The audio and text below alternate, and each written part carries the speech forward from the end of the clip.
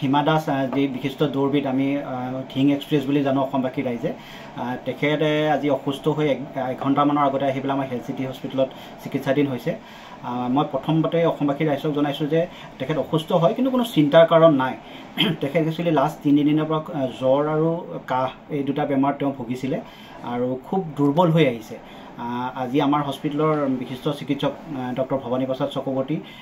লগতে আমাৰ অন্যান্য যিটো টিম আছে তেওঁলোকৰ আণ্ডাৰত তেওঁ চিকিৎসাধীন আমি ইতিমধ্যে তেখেতৰ গোটেইখিনি ইনভেষ্টিগেশ্যন আৰম্ভ কৰিছোঁ ইনভেষ্টিগেশ্যনৰ ৰিপৰ্টখিনি অহাৰ পিছত আমি পৰৱৰ্তী পৰ্যায়ত বা অহাকালি আপোনালোকক জনাম তেওঁৰ কি নেক্সট ষ্টেপ কি হ'ব আৰু তেওঁক এইচডিউত একচুৱেলি এডমিট কৰা হৈছে ষ্টেপ ডাউন আইচিইউ বুলি কয় বৰ্তমান তেওঁ ষ্টেবলে হৈ আছে কোনো বিশেষ চিন্তাৰ কাৰণ নাই আমি ট্ৰিটমেণ্ট আৰম্ভ কৰিছোঁ আৰু ৰিপৰ্টখিনি অহাৰ পিছত আমি পৰৱৰ্তী পৰ্যায়ত আপোনালোকক আৰু বাকীখিনি জনাম যে তেওঁক আমি কেইদিন থাকিব লাগিব বা আৰু কি ট্ৰিটমেণ্টৰ দৰকাৰ হ'ব হিমা দাস যি বিশিষ্ট দৌৰবিদ আমি ধিং এক্সপ্ৰেছ বুলি জানো অসমবাসী ৰাইজে তেখেতে আজি অসুস্থ হৈ এঘণ্টামানৰ আগতে আহি পেলাই আমাৰ হেল্থ চিটি হস্পিটেলত চিকিৎসাধীন হৈছে মই প্ৰথমতে অসমবাসী ৰাইজক জনাইছোঁ যে তেখেত অসুস্থ হয় কিন্তু কোনো চিন্তাৰ কাৰণ নাই তেখেত একচুৱেলি লাষ্ট 3 দিনৰ পৰা জ্বৰ আৰু কাহ এই দুটা বেমাৰ তেওঁ ভুগিছিলে আৰু খুব দুৰ্বল হৈ আহিছে আজি আমাৰ হস্পিটেলৰ বিশিষ্ট চিকিৎসক ডক্টৰ ভৱানী প্ৰসাদ চক্ৰৱৰ্তী লগতে আমাৰ অন্যান্য যিটো টিম আছে তেওঁলোকৰ আণ্ডাৰত তেওঁ চিকিৎসাধীন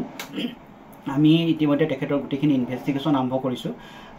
ইনভেষ্টিগেশ্যনৰ ৰিপৰ্টখিনি অহাৰ পিছত আমি পৰৱৰ্তী পৰ্যায়ত বা অহাকালি আপোনালোকক জনাম তেওঁৰ কি নেক্সট ষ্টেপ কি হ'ব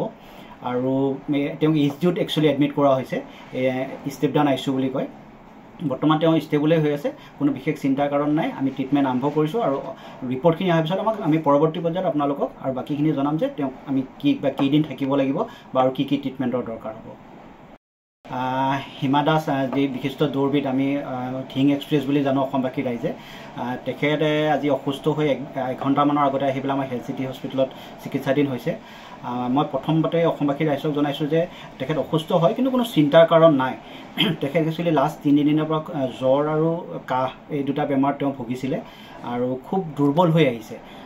আজি আমাৰ হস্পিটেলৰ বিশিষ্ট চিকিৎসক ডক্টৰ ভৱানী প্ৰসাদ চক্ৰৱৰ্তী লগতে আমাৰ অন্যান্য যিটো টিম আছে তেওঁলোকৰ আণ্ডাৰত তেওঁ চিকিৎসাধীন আমি ইতিমধ্যে তেখেতৰ গোটেইখিনি ইনভেষ্টিগেশ্যন আৰম্ভ কৰিছোঁ